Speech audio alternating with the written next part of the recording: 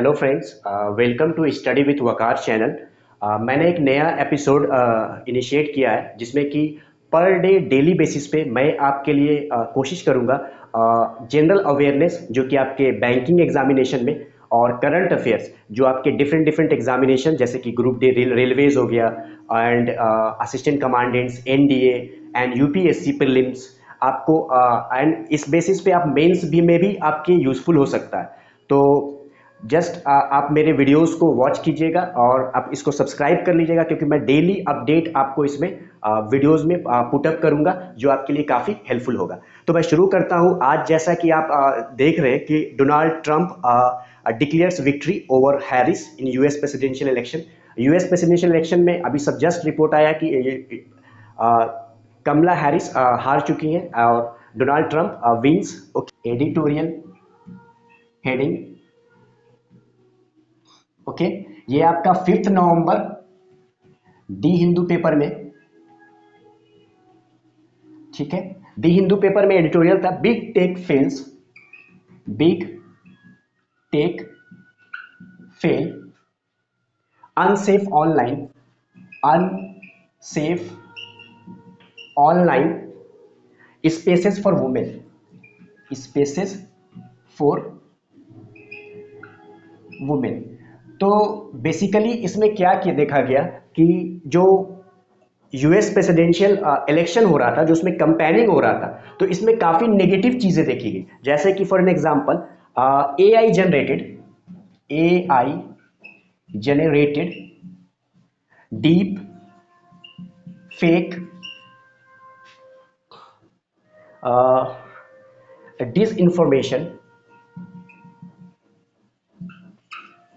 disinformation circulated about her।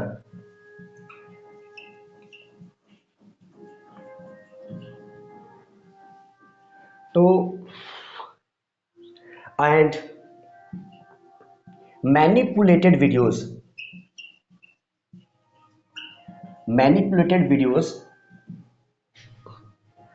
with her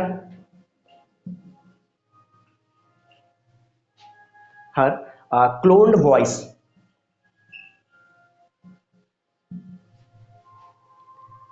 shared by Elon Musk,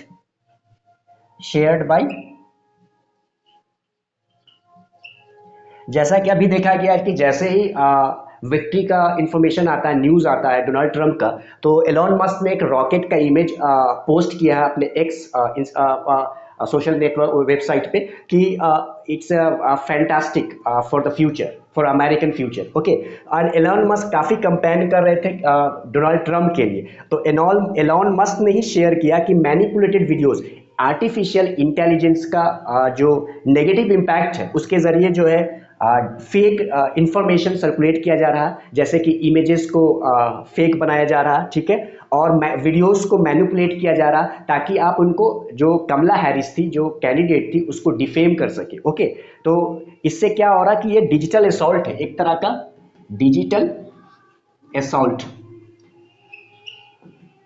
okay, and online abuse, आप women की dignity के साथ खेल रहे हैं। ओके, एंड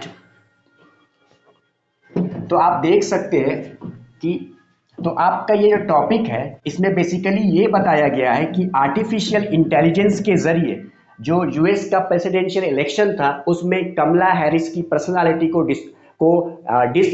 उसको डिफेम करना, उनकी पर्सनालिटी को सोसाइटी में गलत तरीके से पेश करना, तो ये सारी चीज़ें की जा रही थी। तो ये आर्टिफिशियल इंटेलिजेंस का काफ़ी नेगेटिव यूज़ किया जा रहा, ठीक है, और उसके ज़रिए उनकी जो पिक्चर्स थी वो डिपिक्ट की गई। ओके, एंड उनका जो एक फैब्रिकेटेड रोमांटिक रिलेशनशिप दिखाया जाता है, relationship with Donald Trump. Videos में ये दिखाया जाता है कि फैब्रिकेट करके आर्टिफिशियल इंटेलिजेंस का कि उनका एक रिलेशनशिप है कैमला हैरिस का डोनाल्ड ट्रंप के साथ। तो सोशल मीडिया में देयर वाज डेरोगेटरी जोक्स, तो आप एआई के जरिए डेरिवेटिव जोक्स क्रिएट कर रहे हैं, सेक्सुअलाइज्ड इमेजेस क्रिएट कर रहे हो, रेसिस्ट एंड सेक्सिस्ट कमेंट्स कर रहे हो। क्लियर? तो ये काफ़ी मतलब कि क्या है, काफ़ी बुरा एक इम्पैक्ट है सोसाइटी के लिए, और वुमेन का जो टेक्नोलॉजी में स्पेस होना चाहिए वो बिल्कुल ख़त्म किया जा रहा है। ठीक है, तो इससे हम ये कंक्लूजन निकाल सकते हैं, यहाँ पे कंक्लूजन ड्रॉ कर सकते हैं इस एडिटोरियल टॉपिक का, जो टॉपिक था big techs fail unsafe online space for women. AI became first, AI became new tools, new tools for women's abuse and harassment, women's abuse and harassment. Women को harass करने के लिए और abuse करने के लिए आर्टिफिशियल इंटेलिजेंस एक नया टूल्स बन चुका है। ठीक है, AI generated videos, AI generated videos are not only violative of privacy but also deeply undermines the dignity of women, the dignity of women। आप उनकी डिग्निटी को डिफेम कर रहे हो। क्लियर? आप इसका एग्जाम्पल देख सकते हो।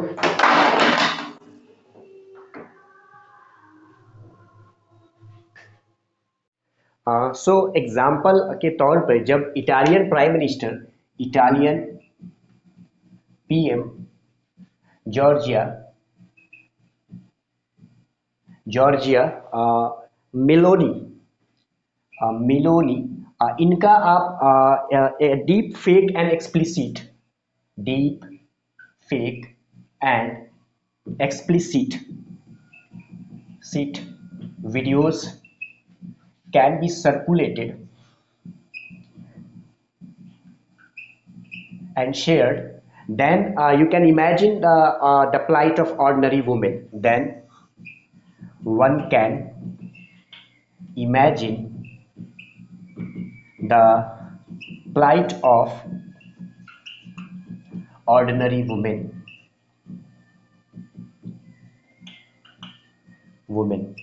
आप जब देख सकते हैं कि इटली की प्राइम मिनिस्टर का आप गलत वीडियोस क्रिएट कर सकते हो, एक न्यूज़ में रख सकते हो, सब जगह सोशल वेबसाइट्स पे आप पोस्ट कर सकते हो आर्टिफिशियल इंटेलिजेंस के टूल्स के जरिए, तो एक ऑर्डिनरी वुमेन जो कि कॉरपोरेट सेक्टर में या पब्लिक सेक्टर में वर्क करती है, तो उनकी इमेज को कितना ईजिली हार्म किया जा सकता है। तो एआई का काफ़ी मिसयूज़ हो रहा है। ओके, सो इसकी वजह का जो इम्पैक्ट पड़ रहा, इम्पैक्ट ये पड़ रहा कि many women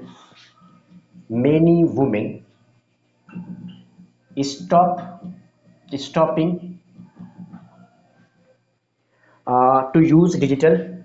to use digital platform को बहुत सारी लेडीज़ ने यूज़ करना बंद कर दिया है। अभी अभी आपने देखा होगा कि एक नया टॉपिक आ गया है, डिजिटल अरेस्ट। इसमें ये देखा जा रहा है कि कोई वुमेन, जो न्यूज़ में अभी था कि कोई वुमेन या कोई लोग जो फॉरेन कंट्रीज से पार्सल मंगाते हैं, तो उसमें क्या किया जा रहा है कि उनको बताया जा रहा है कि इसमें जो है इलीगल ड्रग्स है, मेडिसिन्स है, या ऐसे कंटेंट्स हैं जो कि इलीगल है फॉर गवर्नमेंट। ओके, सो उनको जो है हरास किया जा रहा है, उनको घर में अरेस्ट करके उनको जो है मनी लॉन्ड्रिंग का काम करवाया जा रहा है, उनसे पैसे लिए जा रहे हैं। सो अभी गवर्नमेंट इसके ऊपर काफ़ी काम कर रही है। प्राइम मिनिस्टर मोदी ने भी इसके ऊपर अभी जो है अपना एक स्टेटमेंट जारी किया है कि गवर्नमेंट को और इन्फोर्समेंट डायरेक्टरेट को इसके ऊपर काफ़ी काम करने की ज़रूरत है, ताकि लोगों को हरास ना किया जाए आर्टिफिशियल एआई के माध्यम से, डिजिटल अरेस्ट के द्वारा। ठीक है, सो अभी न्यूज़ में जो रिसेंटली आपका जो दी हिंदू पेपर में जो कंटेंट है, वो बेसिकली अभी डिजिटल अरेस्ट हो गया। दूसरा आपका जो मैंने ये बताया ये है। ओके, सो इसमें हम क्या कर सकते हैं, तो मोस्ट इम्पॉर्टेंट जो नोट है इसका, इसमें हम क्या कर सकते हैं, तो creation and distribution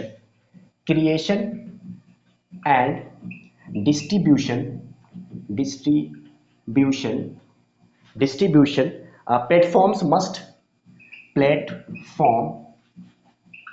must uh, take the responsibility take the responsibility to curb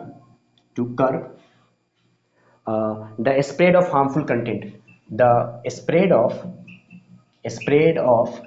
harmful content.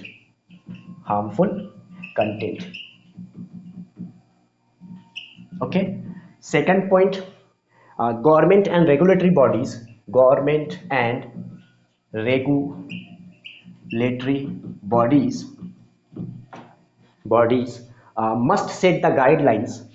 must set the guidelines uh, to keep these keep these uh, digital spaces digital spaces safe and fair for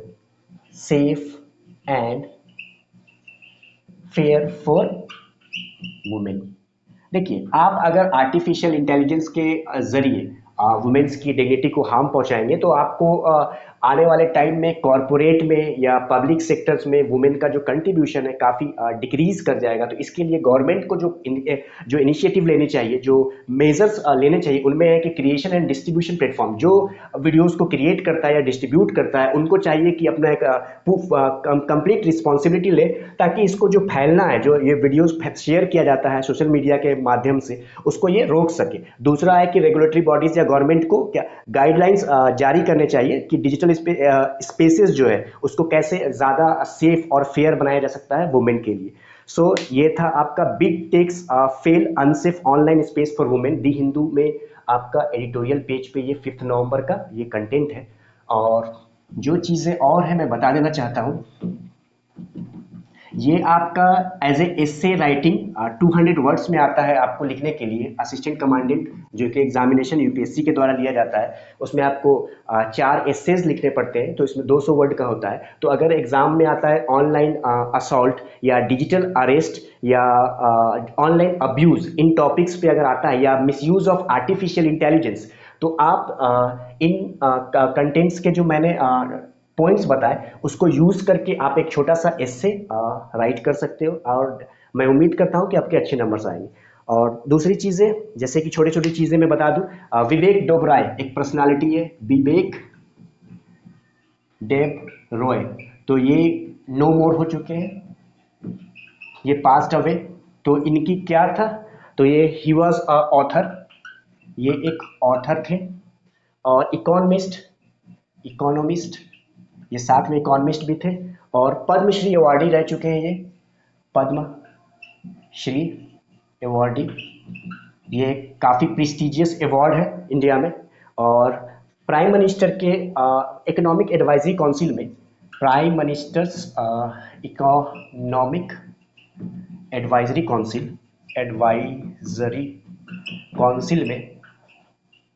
council में ये chairman रह चुके हैं, chairman since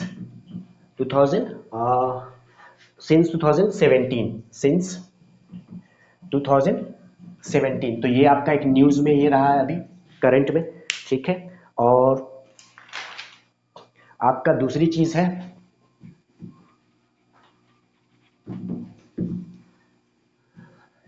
आपका एक topic है corp 16। तो what is this COP 16? तो COP 16 basically it is for conservation and preservation of biological diversity. ये एक conservation and preservation of biological diversity. इसका जो मेन पॉइंट है मैं आपको नोट डाउन करवा दे रहा हूँ। सो आपको प्रिजर्व करना बायोलॉजिकल जो डाइवर्सिटी है जिसमें कि फ्लोरा एंड फौना बहुत आता है, means animal and plant. Okay, और इसका जो 6th एडिशन है, 6th एडिशन, ओके, उसको कहा गया है सीबीडी, सीबीडी। ओके, इसका फुल फॉर्म है convention of biological diversity, convention of biological diversity, diversity, clear.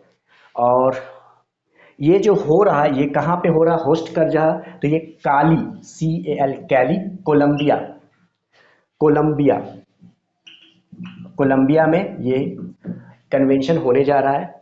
और इसका जो बेसिक एम है, इसका जो एम है, it aim to support the implementation of, it aims to support the implementation of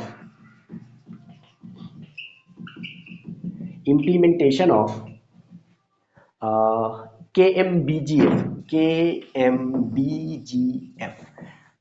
इसको आप ये कन्वेंशन था, ये कन्वेंशन 2022 में एक कन्वेंशन है, किया गया था, ठीक है, जिसमें कि ये था कि ये कनाडा में मॉन्ट्रियल में हुआ था, मॉन्ट्रियल, मॉन्ट्रियल कनाडा में, क्लियर। ये कन्वेंशन हुआ था 2022 में। सो इसमें कंट्रीज जो पार्टिसिपेट किए थे, कंट्रीज जो पार्टिसिपेट किए थे, एग्री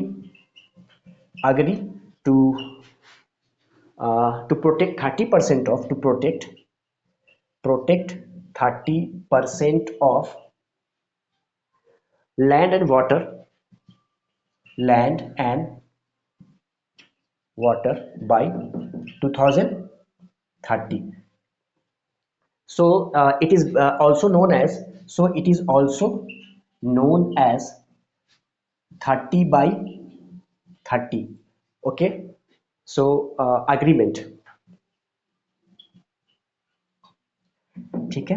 देखिए, अगर आपसे सवाल आता है कि व्हाट इज COP16, तो इसके रिगार्डिंग आपसे पूछा जा सकता है कि ये कहाँ पे होने जा रहा है, तो ये आपका इट्स कैली, कोलंबिया में होने जा रहा है। और ये इसका क्या एम है, जो इसका ऑब्जेक्टिव्स है, तो आपका जो KMBGF एक कन्वेंशन था 2022 में बना था मॉन्ट्रियल कनाडा में, तो उसमें जो चीज़ें रखी गई थी, जो कंट्रीज जो पार्टिसिपेट किए थे, तो इन्होंने एक बायलैटरल इश्यूज के जरिए जो कुछ एग्रीमेंट किए थे, जैसे कि प्रोटेक्ट करना वाटर एंड लैंड को, उसका टोटल 30% आउट ऑफ 100, उसको 2030 तक, 230 तक, तो इसमें इसी के लिए इसको बोला जाता है 30 by 30 agreement, clear. So and और इसमें जो पॉइंट, और इसके जो पॉइंट्स है मैं बता दूं थोड़ा सा। ये आपका न्यूज कंटेंट मैंने जो कवर कराया है दी हिंदू पेपर से एनालाइज करके, जो आपके काफी इंपॉर्टेंट है, क्लियर। इससे जो मोस्ट इंपॉर्टेंट जो इशू रिलेटेड है, COP16 से जो मोस्ट इंपॉर्टेंट इशू रिलेटेड है वो है DSI एग्रीमेंट। इसका ही पॉइंट है DSI एग्रीमेंट। बेसिकली इसमें digital sequence information, digital sequence information, clear. तो इसमें आपका इसमें जैसे कि मेडिसिन एंड ड्रग्स, इसका एग्जांपल है medicine and drugs made from analysing the DNA, made from analysing the DNA of living organism,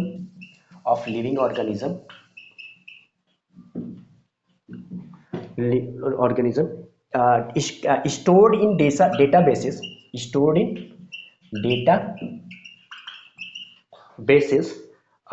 can be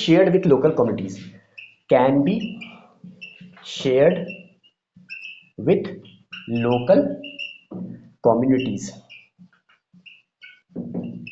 देखिए जो मेडिसिन और ड्रग्स पर्पस से जो कि कॉमन सोसाइटी के लिए यूज़फुल हो सकता है, तो जो डीएनए को एनालाइज करके जो चीज़ें बनाई जाएंगी तो उनको कॉमन एक डेटाबेस में स्टोर किया जाएगा और उसको शेयर्ड किया जाएगा। जो कंट्रीज पार्टिसिपेट कर रहे हैं कॉप 16 में, जो जो वैल्यूएबल इंफॉर्मेशन होगा वो आपस में शेयर्ड किया जाएगा, ताकि हर जगह जो है इसको यूज़ किया जा सके। ओके, और इससे जो है बेनिफिट्स उठाया जा सके। क्लियर? तो ये कॉप 16 के रिगार्डिंग था, ये अभी न्यूज में है।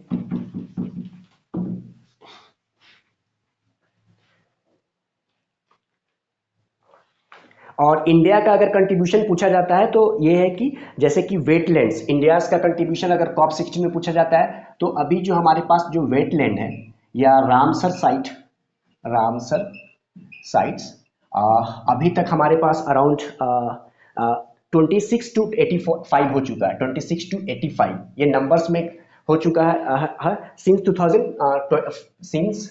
2014 2014 से लेके अभी 2014 में लगभग ये 26 था, अब 85 हो चुका है। जो हमारे पास वेटलैंड है रामसर साइट्स, जो कि हमारा इकोलॉजिकल कंजर्वेशन के तहत आता है। ओके, तो अभी इसको टारगेट है इसको कि इसको हम लोग 100 करना चाह रहे हैं। क्लियर? तो कॉप 16 में ये भी हमारी गवर्नमेंट ने ये इश्यू को रखा है। क्लियर?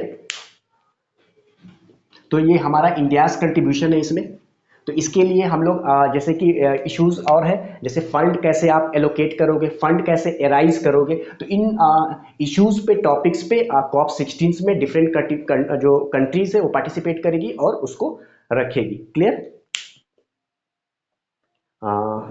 दूसरा चल रहा है अभी, दूसरा इश्यू है कॉप 29, कॉप 29। क्लियर? सो ये कहाँ पे हो रहा? तो ये हो रहा है इन अजरबैजान, अजरबैजान, अजरबैजान। क्लियर? ये होस्टिंग कंट्री अजरबैजान है, प्लेस का नाम है बाकू। ठीक है, कॉप 29। ये कॉप 29 मतलब 29th कॉन्फ्रेंस है पार्टीज का, यूएन फ्रेमवर्क है ये, UN framework. Clear? Convention on climate change, convention on climate change. तो क्लाइमेट चेंज के ऊपर जो कन्वेंशन चल रहा UNFCC। क्लियर? तो उस पे ये क्लाइमेट चेंज के ऊपर जो डिस्कशंस हो रहा तो वो होने जा रहा है। इसका डेट है from 11 November to 22 November. Azerbaijan में क्लाइमेट चेंज जो कि काफ़ी ग्लोबल इशू है लीडरशिप के लिए, क्योंकि आप जान रहे हैं कि कार्बन डाइऑक्साइड का जो इमिशन है, मीथेन का जो इमिशन है काफ़ी बढ़ चुका है, तो उसको लेके क्लाइमेट में काफ़ी चेंजेस आ रहा। सो हमारे लिए एक मेजर इशू है, तो इसको लेके कॉप 29 होने जा रहा है अज़रबैजान में 11 नवंबर से लेके 22 नवंबर। और इसका जो मेन एम है, जो बेसिकली हम लोग एम है, जो ऑब्जेक्टिव है, वो डिस्कस करेंगे अभी। सो मेजर जो एम है इनका, ऑब्जेक्टिव है। क्लियर? तो फर्स्ट हो जाएगा इसका to reduce methane emission, to reduce methane emission. ठीक है, मीथेन के बारे में मैं बता दूं आपको कि it is 28 times greater global warming potential, greater global warming potential than CO2 gas. Basically जो हमारा CO2 गैस होता है उसको माना जाता है कि मोस्ट पॉल्यूटेंट है, बट मीथेन जो है उसका जो कैपेसिटी है 28 टाइम्स ग्रेटर है ग्लोबल वार्मिंग में। ग्लोबल वार्मिंग में आपका जो गैसेस का कंट्रीब्यूशन आता है, एक तो आता है CO2 का, मीथेन का, थर्ड वन आता है एक CFC, क्लोरोफ्लोरोकार्बन। सो इससे टेम्परेचर इंक्रीज करता है, और जिससे कि अभी आप देख रहे हैं कि क्या असर पड़ रहा है। कभी ठंडे के टाइम में हॉट विंड्स जनरेट हो जा रहा, या कहीं पे बर्फ बहुत ज़्यादा पिघल रहा, तो जो छोटे छोटे आइलैंड्स हैं वो डूबने के, सिंक करने के कगार पे हैं। तो बहुत सारे इश्यूज हैं जो कि आप जानते हैं। और इंडिया जो है वर्ल्ड्स थर्ड लार्जेस्ट सोर्स है मीथेन एमिशन का। इंडिया के बारे में बता दूं, अगर सवाल आता है कि इंडिया जो है कितने नंबर पे आता है कार्बन डाइऑक्साइड CH4 मीथेन का इमिशन में, CH4 मीथेन के इमिशन में, तो इसका जो रैंकिंग है वो है थर्ड। फर्स्ट पे आता है चाइना एंड सेकंड पे आता है यूएसए। चाइना फर्स्ट पे आता है, चाइना एंड सेकंड पे आता है यूएसए। क्लियर? तो ये आपका बेसिक COP29 क्लाइमेट चेंज के ऊपर जो मीटिंग्स हो रहा।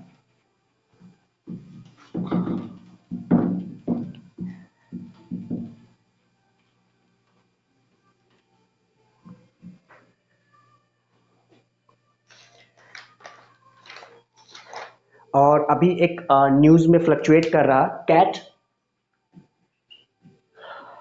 बा आइलैंड, बा आइलैंड।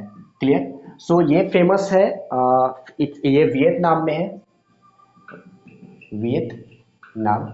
ये बेसिकली एक famous for Cat Ba langurs, famous for famous for Cat Ba langurs. ठीक है? अ, ये एक क्रिटिकली इंडेंजर्ड स्पीसीज है, क्रिटिकली इंडेंजर्ड स्पीसीज है। क्लियर?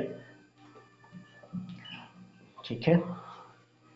सो इसका जो बेसिक एबिलिटी है टू ड्रिंक सॉल्ट वाटर, ये सरवाइव करने के लिए to drink salt water, salt water में बेसिकली सोडियम कंटेंट होता है, तो ये अपने आप को जीवित रखने के लिए और सरवाइव करने के लिए ये ड्रिंक करता है सॉल्ट वाटर। तो इसकी एक सर्वाइवल स्ट्रैटेजी है और ये इसका एक रिमार्केबल एडाप्टेशन है।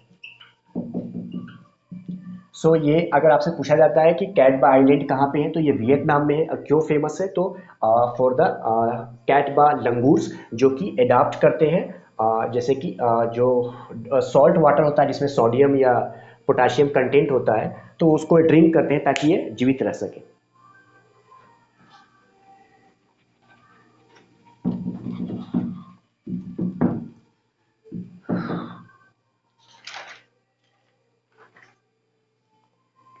एंड न्यूज में अभी है volcano erupted erupted in Indonesia, in Indonesia। Clear? तो ये in Mount Mount Lewotobi, Lewotobi, Laki Laki, Laki Laki. Okay, ये ट्वाइस वोल्केनो है इंडोनेशिया में माउंट लिवोटोबी पे। तो यहाँ पे डेंजरस इरप्शन हुआ जिससे कि 10 पीपल डाइड और लोग वहाँ पर जगह अपना इवैक्यूएट करके जा रहे हैं और मास डिस्ट्रक्शन हुआ है। तो ये न्यूज़ में है, तो आपसे पूछा जा सकता है कि माउंट लिवोटोबी किस लिए फेमस है या ये कहाँ पे है? तो इंडोनेशिया में और यहाँ पे लाइव वोल्केनोज है। क्लियर? नेक्स्ट,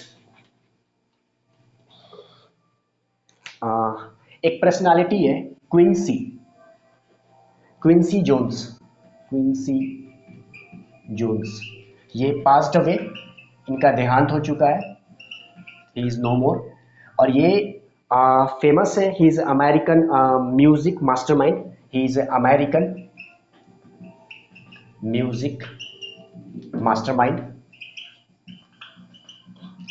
एंड इन्होंने जो फेमस पर्सनालिटी है माइकल जैक्सन, उनका इन्होंने करियर बनाया था। So he who shaped the career of Michael Jackson, Michael Jackson. Clear? So इनके बारे में, और इनका जो डेथ हुआ है at the age of 91 years. Clear? और ये काफ़ी तो इनसे पूछा जा सकता है कि which area Quincy Jones related. So it is related to the music master, musician. Okay,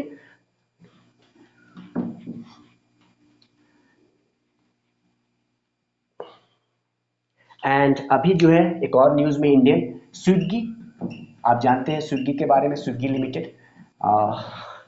इसने अपना आईपीओ निकाला है 371 से लेके 390 रुपीज़ आईपीओ इनिशिएट कर रहे हैं, ठीक है।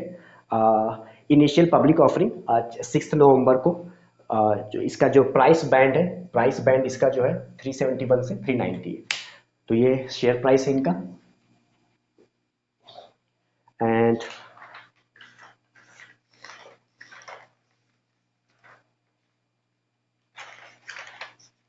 सो टुडे आज का ये हम फिनिश करते हैं। मैं पर डे आपके लिए general awareness and current affairs के टॉपिक्स, और मैं कोशिश करूंगा कि कितने कम टाइम में, कम ड्यूरेशन में आपके लिए वैल्यूबल हो, ताकि आप इंफॉर्मेशन को ग्रैब कर सके और अपने ढंग से उसको यूज़ कर सके। और मैं उम्मीद करता हूँ कि ये जो मैं लेके आऊँगा करंट अफेयर्स आपके डिफरेंट डिफरेंट जो एग्ज़ाम्स हैं उसमें आपके लिए यूज़फुल होगा। Thank you very much.